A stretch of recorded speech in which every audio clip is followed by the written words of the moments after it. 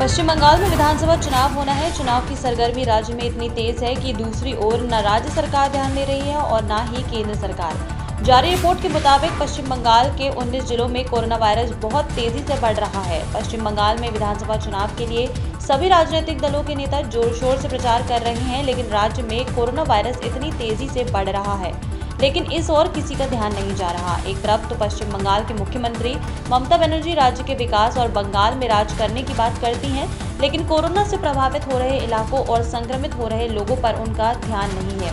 वहीं केंद्र की तरफ से बड़े बड़े स्टार प्रचारक पश्चिम बंगाल में प्रचार करने पहुंच रहे हैं, लेकिन संक्रमण देखकर ऐसा लगता है जैसे केंद्र की मोदी सरकार ने आंखों पर पर्दे चढ़ा लिए हों। मुंबई के पूर्व कमिश्नर परमबीर सिंह ने महाराष्ट्र के मुख्यमंत्री उद्धव ठाकरे को एक पत्र लिखा है, जिसमें उन्होंने कहा था कि महाराष्ट्र के गृह मंत्री यानी कि अनिल देशमुख ने निलंबित पुलिस अधिकारी सचिन वाजे से हर महीने 100 करोड़ रुपए की वसूली करने के लिए कहा गया था। उद्धव ठाकरे को लिखे लेटर में परमबीर सिंह ने कहा है कि गृह मंत्री अनिल देशमुख ने कहा था कि उन्हें हर महीने 100 करोड़ रुपए चाहिए और उन्होंने सचिन वाजे से कहा था कि हर महीने 100 करोड़ रुपए की वसूली की जाए। इस मामले पर महाराष्ट्र बीजेपी के नेता राज्यपाल भगत सिंह कोश्यारी से मिलने पहुंचे हैं। महाराष्ट्र में चल रहे इस विवाद की गूंज दिल्ली तक सुनाई दे रही है। कल यानी मंगलवार को महाराष्ट्र के पूर्व मुख्यमंत्री देवेंद्र फडणवीस ने दिल्ली पहुंचे थे। वहीं आज महाराष्ट्र बीजेपी का प्रतिनिधि मंडल राज्यपाल से मिलने पहुंचा है। वहीं कुछ दिनों पहले ये भी कहा जा रहा था कि महाराष्ट्र के गृह मंत्री अनिल देशमुख को इस मामले के चलते अपना पद तक छोड़ना पड़ेगा, लेकिन एनसीपी प्रमुख शरद पवार ने साफ मना कर दिया है कि उन्होंने कहा कि अनिल देशमुख अपने पद पर बने रहेंगे। वहीं शरद पवार लगातार अपने नेता का बचाव करते नजर आ रहे हैं। बता दें, गृह मंत्री अनिल देशमुख पर कई गंभीर आरोप लगाए गए हैं। ट्रांसफर मामले में भी उनको संलिप्त बताया जा रहा है। वहीं सचिन वाजे से वसूली को लेकर वो ज्यादा चर्चाओं में है। मोदी सरकार द्वारा लाए गए 3 कृषि कानूनों के विरोध में किसानों का आंदोलन जारी है। किसान संगठन दिल्ली की सीमाओं पर अभी भी बैठे हुए हैं। वहीं भारतीय किसान यूनियन के नेता राकेश टिकैत देश भर में जाकर किसानों का जन समर्थन जुटाने में जुटे हुए हैं। इसी कड़ी में राकेश टिकैत मंगलवार को राजस्थान के जयपुर पहुंचे। यहाँ राकेश टिकैत ने किसान पंचायत को संबोधित किया और कृषि कानूनों के खिलाफ आंदोलन में शामिल होने की अपील की। राकेश टिकैत ने किसान पंचायत को संबोधित करते हुए कहा कि वो फिर से राजधानी दिल्ली में प्रवेश करेंगे और फिर से बैरिकेड्स तोड़ेंगे। उन्होंने कहा कि सरकार किसानों को धर्म जाति पर बांटने की कोशिश कर रही है, लेकिन वो सफल नहीं हुए। किसानों को फिर से दिल्ली में प्रवेश करना होगा, फिर से बैरिकेड तोड़ने होंगे। राकेश टिकैत ने आगे कहा कि प्रधानमंत्री बोलते हैं कि किसान अपनी फसलें कभी भी बेच सकते हैं, लेकिन हम विधानसभाओं, कलेक्टर और ऑफिसरों और सांसद में फसलें बेचकर साबित कर देंगे कि संसद से अच्छी मंडी कोई मंडी नहीं हो सकती। सुप्रीम कोर्ट के अगले मुख्य न्यायाधीश एन.वी. रामन्ना होंगे। सुप्रीम कोर्ट के सीजीआई एस.एस. बोबड़े ने सरकार से एन.वी. रामन्ना को देश के अगले मुख्य न्यायाधीश बनाए जाने की सिफारिश की है। बोबड़े ने इस संबंध में कानून मंत्रालय को एक पत्र भी लिखा है, जिसमें उन्होंने सर्वोच्च न्यायालय के अगले न्यायाधीश न्यायमूर्ति एन.वी. रामन्ना को 48वें मुख्य न्यायाधीश बनाए जाने की सिफारिश की है। सुप्रीम कोर्ट के सीजीआई एस.ए. बोबड़े ने 23 अप्रैल को सेवानिवृत्त हो रहे हैं, इसलिए उन्होंने 1 महीने पहले ही एन.वी. रामन्ना को मुख्य न्यायाधीश बनाए जाने की सिफारिश की है। हालांकि अगर न्यायमूर्ति रामन्ना के नाम को आगे किया जाए तो एस.एस. बोबड़े के पास 26 अगस्त 2022 तक अपने पद पर बने रहते। बता दें कि कानून मंत्री रविशंकर प्रसाद ने एस.ए. बोबड़े को अपना उत्तराधिकारी की सिफारिश करने को कहा था। पश्चिम बंगाल में होने वाले विधानसभा चुनाव में सबसे ज्यादा हॉट सीट है तो वो है नंदीग्राम विधानसभा सीट, क्योंकि नंदीग्राम सीट से मुख्यमंत्री ममता बनर्जी और उनके पुराने सहयोगी जो बीजेपी का हिस्सा हैं शुभेंदु अधिकारी के बीच कड़ा मुकाबला है। पूरे बंगाल में इन्हीं 2 प्रत्याशियों पर लोगों की नजर है, लेकिन इसी बीच नंदीग्राम के संग्राम में एक ड्राइवर ने एंट्री मारी है।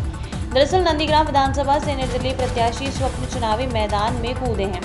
स्वप्न को नंदीग्राम की सड़कों पर अकेले घूमता देखा जा सकता है। स्वप्न पेशे से बस ड्राइवर हैं। स्वप्न का कहना है कि नंदीग्राम की लड़ाई को लोग शुभेंदु अधिकारी और ममता के बीच बता रहे हैं, लेकिन दोनों प्रत्याशी अयोग्य हैं। उन्होंने आगे कहा कि मेरे पिता की मृत्यु एक सड़क दुर्घटना में हो गई थी और मैं एक ड्राइवर हूँ। मुझे पता है कि एक्सीडेंट की वजह क्या थी। मैंने घटना को लेकर परिवहन मंत्री शुभेंदु अधिकारी को अवगत कराया था कि आपके विभाग में बिना लाइसेंस की बसें चलने के कारण एक्सीडेंट हो रहे हैं, लेकिन मेरी कोई बात नहीं सुनी गई, बल्कि मेरे सुझाव को गलत तरीके से उपयोग किया गया। स्वप्न का कहना है कि ममता और शुभेंदु अधिकारी के खिलाफ चुनाव लड़ने को लेकर कई बार मुझे डर लगा, लेकिन मुझ में बहुत हिम्मत है। मध्य प्रदेश की राजनीति में एक बार फिर से तूफान आने की संभावनाएं तेज हो गई हैं। मध्य प्रदेश कांग्रेस के ग्वालियर जिले की दक्षिण विधानसभा सीट से विधायक प्रवीण पाठक का एक धन्यवाद राजनीतिक गलियारों में चर्चाओं का विषय बना हुआ है। चर्चा है कि कांग्रेस विधायक प्रधानमंत्री नरेंद्र मोदी की कार्यशैली से प्रभावित होकर भारतीय जनता पार्टी का दामन थाम सकते हैं। दरअसल ग्वालियर में मंगलवार को एक सड़क दुर्घटना में 13 लोगों की मौत हो गई थी। घटना में मरने वालों के परिजनों को पीएम मोदी ने राहत कोष से 2-2 लाख रुपए की सहायता राशि देने की घोषणा की थी, जिसको लेकर कांग्रेस विधायक प्रवीण पाठक ने पीएम मोदी को धन्यवाद किया है। प्रवीण पाठक ने अपने ट्विटर अकाउंट और फेसबुक से पीएम मोदी का आभार जताया है। प्रवीण पाठक द्वारा पीएम मोदी को किए गए ट्वीट के बाद से राज्य की सियासत में उबाल आ गया है। राजनीतिक गलियारों में जोरों से चर्चा है कि कांग्रेस के लगातार गिरते ग्राफ और पीएम मोदी की कार्यशैली से प्रवीण पाठक प्रभावित हो गए हैं। लोगों का मानना है कि प्रवीण पाठक अब बीजेपी का दामन थाम सकते हैं। हालांकि प्रवीण पाठक बीजेपी में शामिल होंगे या नहीं ये अभी तक स्पष्ट नहीं हो पाया है, लेकिन पाठक के एक ट्वीट ने कांग्रेस में खलबली मचाकर रख दी है। पश्चिम बंगाल में विधानसभा चुनाव को लेकर आज प्रधानमंत्री नरेंद्र मोदी बंगाल दौरे पर हैं। इस दौरान पीएम मोदी का खास अलग अंदाज देखने को मिला।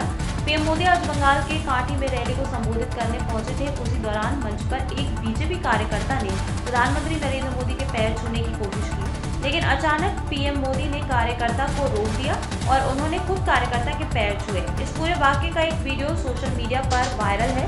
पीएम मोदी द्वारा एक आम कार्यकर्ता के पैर छूते का वीडियो भारतीय जनता पार्टी ने ट्विटर पर भी शेयर किया है। साथ ही बीजेपी ने लिखा है कि संस्कार का भाव है।